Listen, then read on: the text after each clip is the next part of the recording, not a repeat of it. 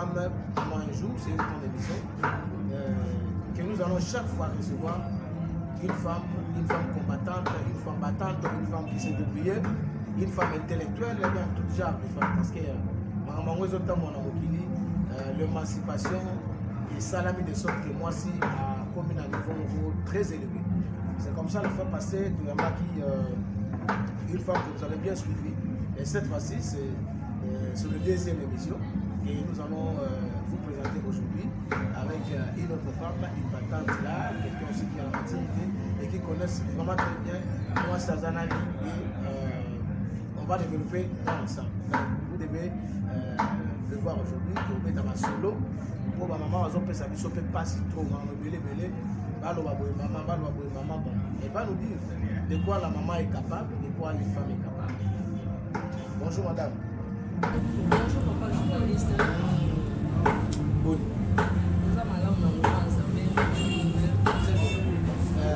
Là, on a sauvé déjà bon. Merci. Voilà. Monde entier. Madame Charlène Bika Momba.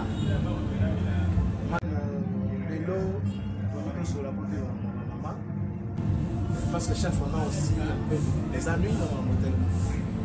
Tout ça principalement où tout va dans la mettre dans Kikwit, c'est dans les couilles. Nous voulons parler maintenant de l'eau dans la montagne, moi si dans Kikwit. C'est depuis le cycle électoral il y a 2006. Il y a un leçon ou bien bref explication est-ce que passe est-ce que passe pendant l'élection 2006 c'est comme si passe on a peut-être. Merci beaucoup journaliste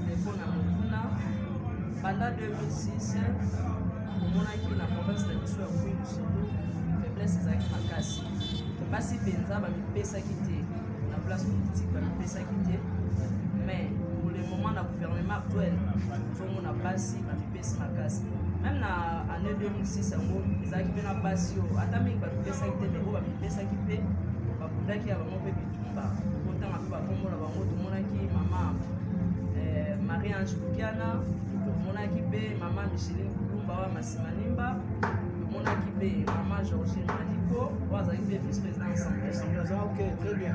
ye bazalaki mwasi lokola biso babundaki na nde wana mais na province na biso ya Kwilu mwa faiblesse ezalaki vraiment makasi yango wana tour oyo vraiment namoni basi batelemi vraiment tour oyo comme papa na biso président na biso papa Félix Antoine Tshisekedi apesi vraiment bamama mpe opportunité baprofite mpe na mandat na ye eza mpe na basi oyo bazokunda na gouvernement oyo tozamo tokotanga mpe bakombola bango tozomona lokola mama Nana Manwanina bamama Eve Bazaiba basi ebele bakombola bango soki bali kotanga boyeba aza basi ya makasi toloma mpe mama lokola bamama Chantal Bika basi oyo babunda makasi so otali mwasi oyo balibiso mibali ondima te donc baza ebele makasi oyo batelemaki mpe mpo babunda etanke mwasi eza mpe na baninga misusu oyo bazwa liboso bazoprépare ya bango mpe komba toza mpe na camarade na biso Rachel Likongo toza mpe na camarade Riti Malonga toza na mama na biso Richesse Mazenga toza na mama na biso Thérèse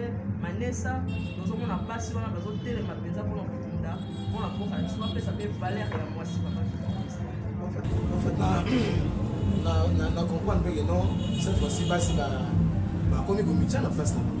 Mais c'est comme si les diplôme na bino ba maman ils sont différents, il y a des choses différentes. C'est comme si dans un monde na bibali bazo nga bateli mapo ba mona net libino boza ba capacité. Ba difficulté ni nezo sala ke, ou bien ba erreur ni nezo sala ke, bibali ba mona ga ke bino basi boza faible.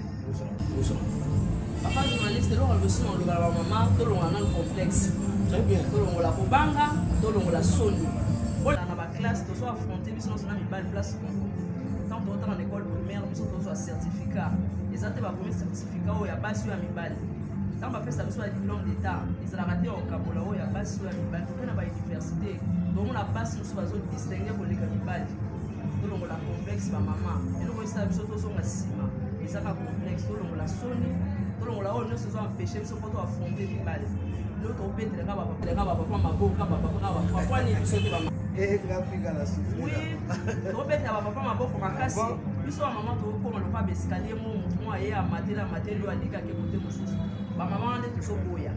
ça pour ça moi pas tellement va bunda pe lokwa ba papa. Mais il y a un problème, maman va tellement ba bunda lokwa la biso c'est pas un problème. Je vis par exemple moi des expériences de Ngaï. Chaque fois que vous avez une manifestation, qu'est-ce qu'on appelle ça? Le 8 mars. Au moins, ma maman est responsable, mais c'est comme si le 8 mars, c'est comme la journée où elle est Masanga, ma maman va battre, ma base va responsable. Mais celui quand le 8 mars, c'est coquille. D'abord, on a des problèmes. Ceux qui sont là-bas, le 8 mars, c'était posé problème. Quand on rentre dans la langue, des fois, le comportement des gens, c'est que moi, si. C'est comme ça, même ma femme était comme si. Je ne sais pas qu'est-ce que tu peux dire maman,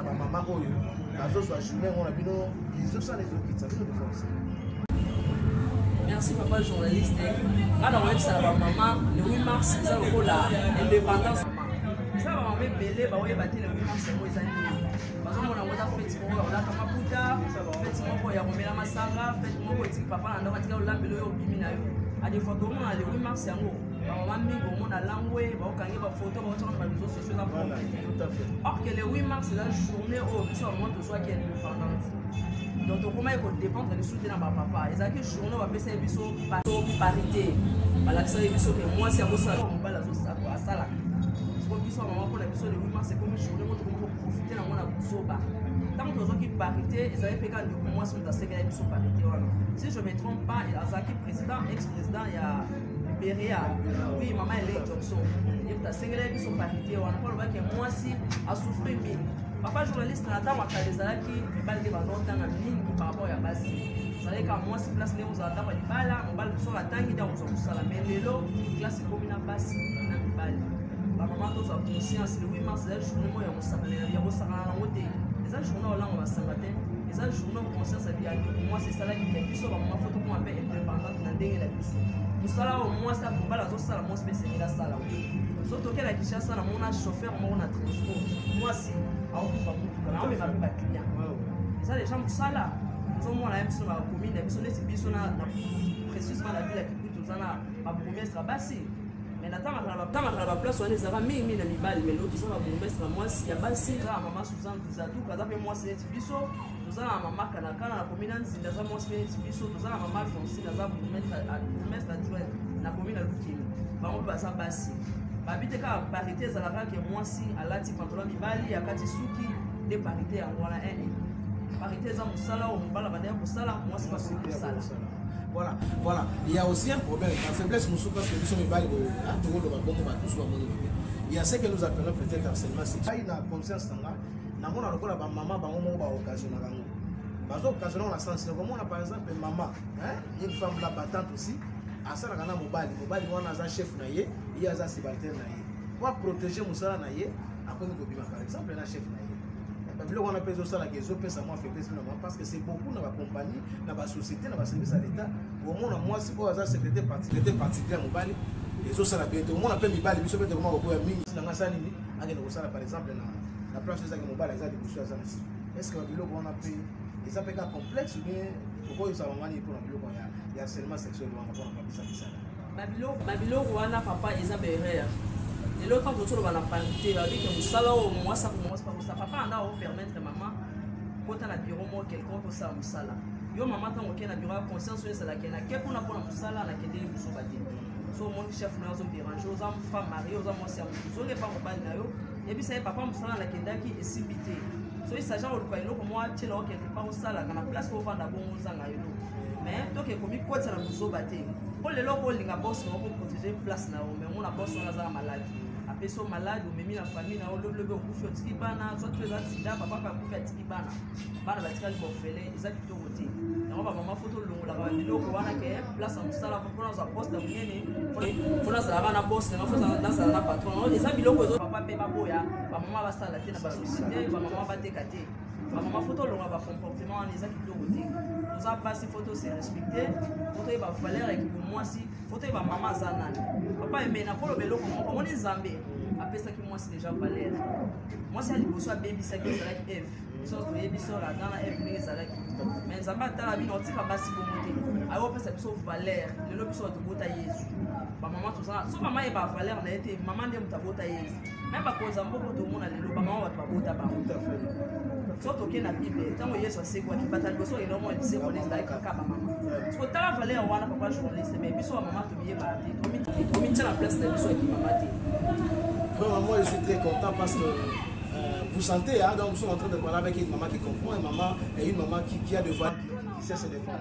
Alors, message ne peut pas savoir la maman pour la ville à Kikut parce que tout le monde est content de faire l'élection, non? Tout le temps de faire l'élection. Kikut, ils ont 3 sièges nationaux, ils ont 4 chaises provinciales.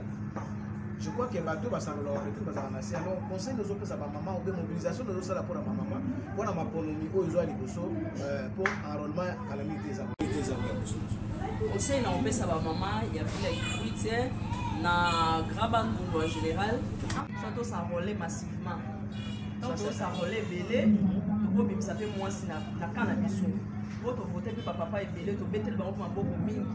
Tout ce complexe, on a son excellence. Si je suis son excellence. Yo maman, au fond moi ça fait 18 ans. Ce que ma bonne qui si bien beaucoup pas voter pour venir à lobby. Et ça des bango, bati calenda où donc tout s'enrôler et belé. Pour ça maman tout s'enrôler et belé. Ça fait moi voter les mal le et surtout na carte ville na biso vraiment donc ce bien là, donc je comprends que tout se comprend bien. À lobby ba maman na bala na bino ya basi biso kutu ba mibali na so na mwa manière na biso mususu kwa mais maman lobby bino ba maman na bana basi bana biso ba commencer 18 ans allez-vous s'enrôler massif maloboke ebele vous s'enrôler belé pour maman lobby tout oyo so que ça 3 places bango bazumi balé ko bala sumo so ça 4 places bango bazumi 7 ko bala sumo et ko ça mandenge ni so bino ba maman vous s'enrôler ebele voilà madame tokomi kokende pour te citer dans l'émission de Bisso. Et nous croyons que tu comme vraiment presque rotation. Le bano ya suka, les appels ni pour la maman balandio, na ezala qui quitte la grand-mère depuis le monde entier place balandio, le bano ya suka les amis. Le bano ya suka papa journaliste non, le bano na batunyo sur Hollande Bisso ezaka na petite maman ya banque mais maman monde entier Hollande Bisso. Place à moi si na kalezaka ka cuisine, et bilanga mais le place à moi tout le monde na pas place belé. Moi si azaka mon côté atika la ndako pourquoi rido moi si faut telema abunda pona libota na ye abunda pona mboka na ye to longola soni wana elata biso to longola ba découragement ezola ko ezanga batu ba ko décourager baninga yo zo tcha lokolo ko kuna na soutenir yo kuno ke loba nini mama so ça déjà na ambition mo ça na eloko mo ni sala muta décourager te kende liboso to telema biso nyonso to sima liboko na liboko to longola jalousie ezala so moninga linga salika mo yo telemeli ko kende te kuna bakona na bango na bango kuna bapona na raté po ba baza pe kuna bazaka neti biso babota maika ndemo na biso et pourquoi bango ba pompe biso to kende te surtout na vie na biso ya Kikuti ba mama to longola complexe to telema pona vie na biso telema to voter ba papa ebele to voter bango mingi to zape na posa Kikuti tout ko ebimisa mwasi moko aza capable ko telema alo ba pe pona ba mama biso na Kikuti. Voilà, merci beaucoup pour nous attirer comme ça attirer le voisin là. Alors tout comme la suite de l'émission, la mission a bien les accords sur chaque façon de nous retirer pour que ça bénéficie à ta maman et je ne sais pas si les gens merci beaucoup journaliste. Avant la paix mon beauté, on remercie nos amis, on s'est dit que soit les plutôt coutana, mission la vie la place pour émission et les bien. On paie sa beauté, premièrement la va continuer mission à partir pour nous on a pas lu. OK. Nous on paie sa beauté biso, na CG na biso. C'est le chef du parti, Willy Makiashi, moi Tawetu. Na CG na Sima, son excellence, monsieur le ministre Didier Mazé Mukanzu, na épouse na l'homme de Kissa Lantois là, na madame na maman Richesse Mukanzu, maman Abane Belé, maman Mutema Munene na peso pote télé, na CG Mususu na Sima, camarade Justin Kiluba, na PSP va procès na biso ni sa bote procès ka Kikuti 1 Kikuti 2 na Kikuti 3. Procès Aimé Mboulou, procès Frida Makambo, na procès que Foster Kunga. Na PSP Mbote, na maman Guide na biso pas à femme battante, maman Aimé Wingo. Na PSP Mbote mingi, Mbote na nganyonso. Na muto ala kisanga pour mema mutuka, président Tonton Mulundu na PSP Mbote. Na bosan traité camarade ya parti Dina Rose, madame Dina Rose Musikemi. Na PSP napesi papa journaliste mon beauté on a souki ça na l'homme selon mon cœur. Très bien. Papa ya bana na ngai je n'ai plus qu'à pour mon bébé chéri CB. Très bien. OK, merci beaucoup. OK, merci beaucoup. Voilà, ça c'est l'homme qui a l'autorisation et la personne qui veut parler. C'est pour que les gens sachent qu'il y a une personne. Moi je l'appelle la bouche autorisée. Donc les champions, moi je l'appelle les champions parce que c'est quelqu'un, quand il parle, les gens savent parce qu'Azali d'abord, il est le coordonnateur supervisé, et jeunesse parmi tout qui coûte. Ça on ne disconvient pas parce qu'il y a le but à Koulouba. Donc on va faire pour la petite question, donc on a retiré la rose à l'égratte parce que quand on parle de son excellence, donc point à point, on a cette excellence, je sais que l'excellence est l'élu de Massimanimba, mais on a pris. Donc nous croyons très bien que toujours sur cette émission, mais on a quand même sur le moment à tous nos sous-ça. Les doyens vous allez bien parce que l'hôpital général à maternité pouvait se arrêter. Et comme on a zo bango po excellent de mazenga ayo kango atayo mo mama tana au l'hôpital général à mission privée c'est ça. Je ne sais pas le fait que tout ça pour ta souba. Mais ça nous relancer pour na ataba camarade na mission à Palu ataba tout sous. Après ça ça fait pour toujours. Ataba pouvait se moko l'hôpital général ça fait mal. Vraiment merci papa journaliste. To senga ba président ba nyonso ba kozo ba olanda biso na ngao. Moni mwasi tango opesa vita mazobota. Tuzaka na ba façon misato ya kotela. Première façon eza kobota accouchement normal, moi ça boti normal. Deuxième eza kobota par césarienne. Troisième moi ça kobota normal mais asali aboti prématuré ou bien lingala moi na mati na bajo. Parce que ba prématuré wana ba papa on a prouvé les actes. Banana ba bikati. OK, banana faut protéger bango ko on va venir à l'autre. Depuis na kati na mo président il ka kozala, na kati na mo ba ministre ba kozala kana banana to perdre bango. Et ça malamu te. Film ne lo kwa ki tu za soin so to za na université. Yango nga étant que moi si pour na bota fait asengi na ba konsi. Boyo ke la biso mawa. Le fils ka bosa la biso ta prouver ya pamba. L'hôpital de référence générale, l'hôpital général ya ville de et ça la biso fait bien. Et ça la biso fait bien ma casse. Voilà, merci beaucoup. Moi, je salue aussi, c'est mon ami personnel, là, il s'appelle Julipika. Je salue aussi Tina Rose, c'est une femme battante aussi. Je rappelle la personne qui est la présidente Moulundu, je crois que la mission Place Azali, et le réalisateur Manga. Parce que c'est lui qui réalise, c'est lui qui fait monter, c'est lui qui fait pour m'amener comme en place pour Azali. Moi, je l'appelle l'ingénieur EAS. Donc là où il est devant nous, en train de préparer comment l'émission va s'appeler.